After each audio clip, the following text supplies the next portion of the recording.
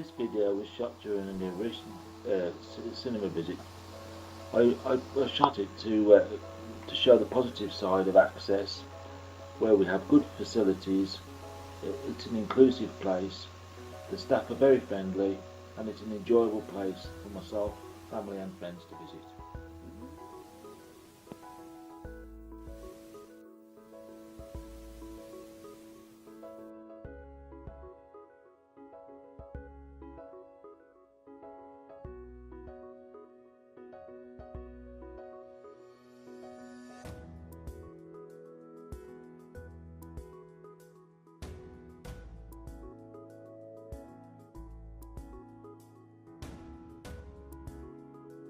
Well, it had been problem about how to happy of time was that for literally to wonder it's important for me to be of legal and it had been more difficult for other people who want to do their job. But the I'm being there. About the knowledge I've been looking down for them and for online it's easy for me to put all time or one how to do all time. When people don't have a problem with their bed, I can't use the phone. I feel but I have to come down with it not for me to the email that I've been delivered. I feel I'm down.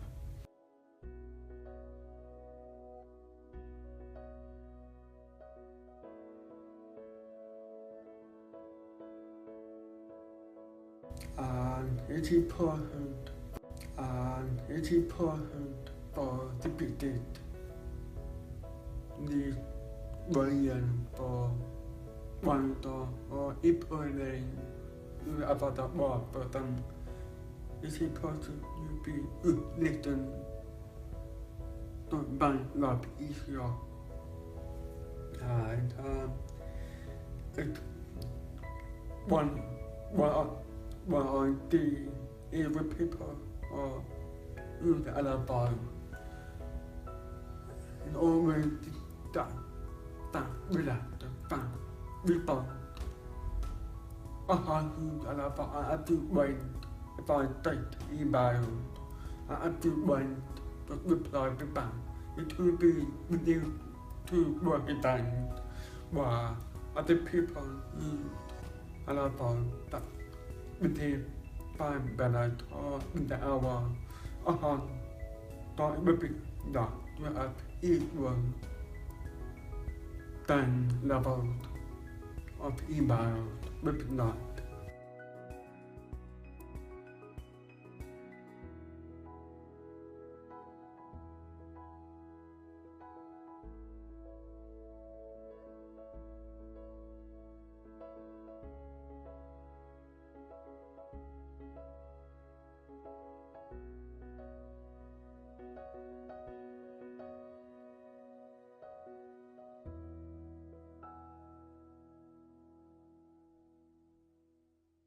The most problems I face as a full-time wheelchair user when I go out in public is what I would call extremely basic access into public buildings and also the lack of accessible toilet facilities.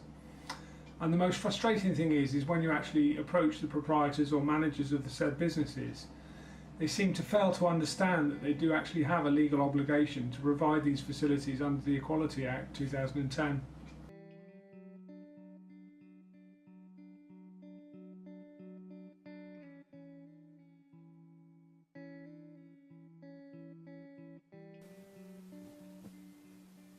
Sometimes if I'm on the night out and there's no accessible toilet, I have to leave and go elsewhere, and my friends come with me, so that's taking all our custom somewhere else.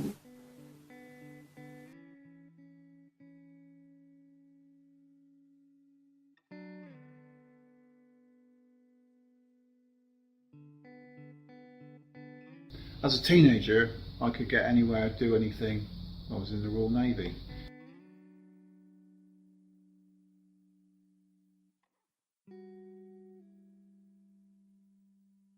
Legislation came out 21 years ago which was supposed to improve the built environment, which was supposed to make it easier for disabled people to get around.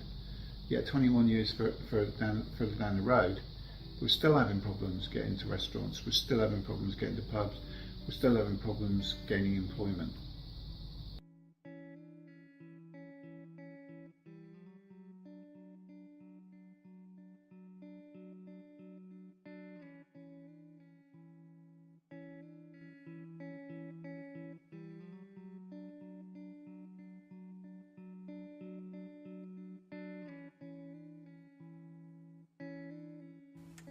I'm a lady who likes to lunch, so that means going out to various restaurants, and I always look for certain things that make the place suitable. The obvious one to start with is parking, which needs to be suitably marked out and preferably on the level. The next one is obviously the entrance. It needs to be wide enough to take my powered wheelchair, and preferably not having to turn immediately once one's got inside the door. The next thing is a suitable table, which means one that I can get the chair up to. Some tables have the legs too close together, and either legs in the middle that prevent the chair getting close. Spacing round tables is also handy. Then there's the question of the cutlery and crockery. Crockery, preferably not having square plates, etc., because it's more difficult to get the food off the plate when you're eating the last bit. And for me, cutlery with the rounded handles is a bit tricky as well. But the main thing is to have helpful staff. That goes a long, long way over the access issues. Out with my family and my friends, shopping, visiting restaurants, etc. All those lovely things that we have down here. My biggest problem, I go to the websites, there's no information at all about whether it's wheelchair accessible. I end up having to email 2 or 3 times, do they have a toilet, do they have access, how big are the steps? And generally, I find I can't get in. It's so frustrating.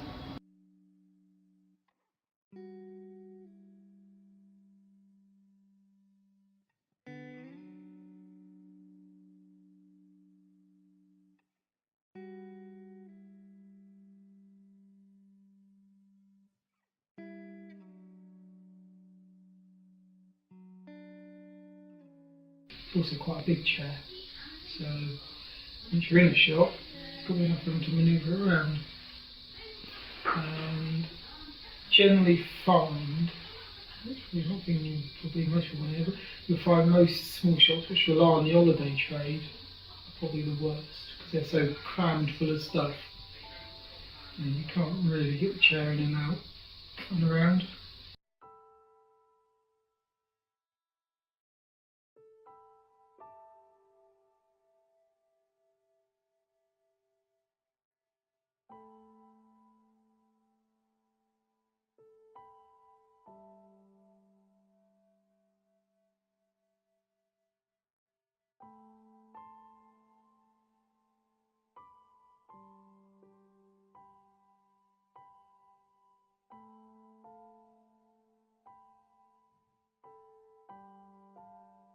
I suppose the thing is, when Dad first started getting poorly,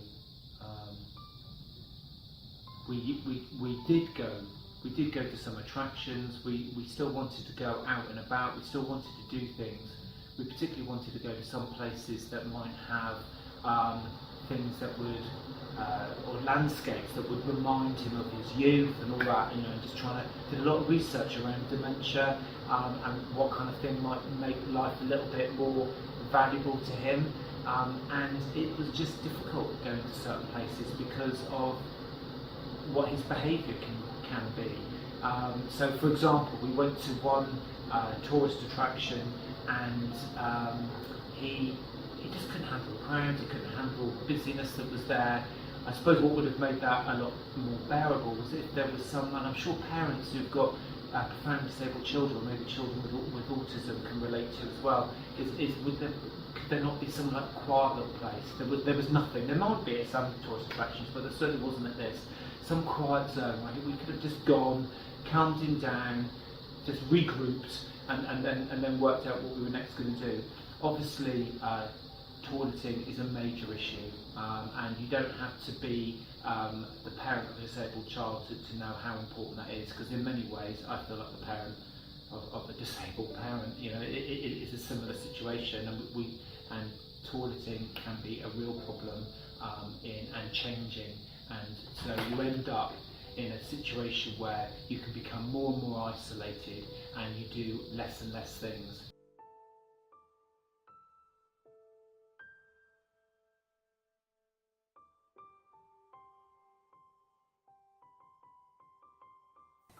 Before you go to a restaurant or a theme park for the day out, do you call ahead and check that they have toilet facilities? Or do you assume that they're there? For my son Adam, who's 10 years old and requires a hoist and a bench in order to get onto the toilet, that's what we have to do. Sadly, there are very few places in Cornwall that have those facilities, so we can't get out much. Think about it. If you were going somewhere and they had no toilets at all, would you still go? Can you use that bathroom? No. Why not? What does it need? And?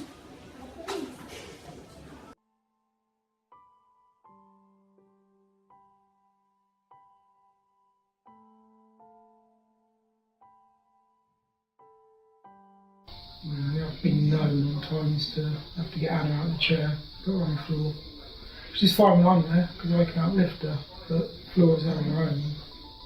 You know, she can't do it. I can't take him anywhere unless I'm within probably about certainly an hour walking from my house, really, or maybe an hour driving. But then if he really needs a change, then he really needs a change, and I can't lift him without a hoist.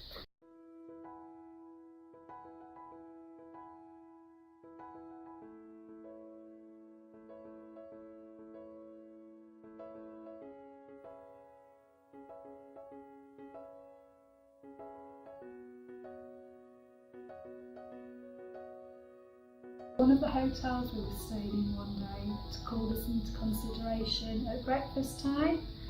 They waited until all the other guests had basically left and allocated us a small corner where he was comfortable and it met all his needs, and that's something which I feel all hotels need to take into consideration when working with young people who may be on the spectrum.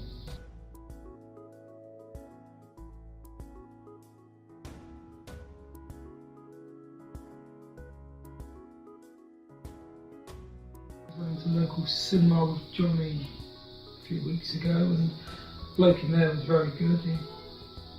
He offered me the audio description thing and offered, took me to a seat, made sure I was sitting in the right sort of place. I suppose one of the best places to go with somebody who's older, has dementia, when it comes in terms of tourist attractions, are gardens, So the more thoughtful those kind of places can be for everybody in society and what may be needed to accommodate the needs of everybody would be fantastic. And the best way of doing that is just speaking to those people.